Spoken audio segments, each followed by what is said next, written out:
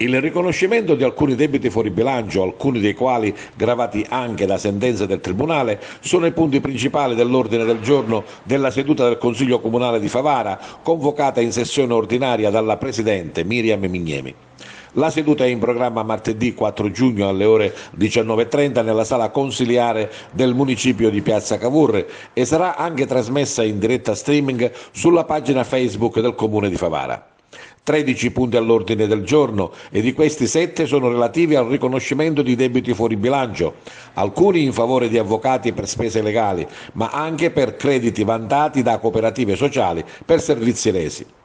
Sempre in tema finanziario, i consiglieri sono chiamati ad approvare una variazione di bilancio in gestione provvisoria per somme relative al Piano Nazionale di Ripresa e Resilienza su servizi e cittadinanza digitale, nel particolare per l'adozione della piattaforma PagoPA.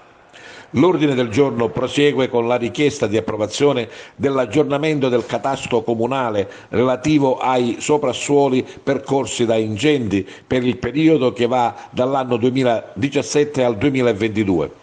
Quindi l'approvazione del prospetto delle aliquote IMU generato dal portale del federalismo fiscale. Infine, ma con molta probabilità potrebbe essere prelevato per la trattazione ad inizio seduta, il punto relativo alla mozione consiliare urgente sulla grave emergenza dovuta alla crisi idrica che non solo Favara sta attraversando.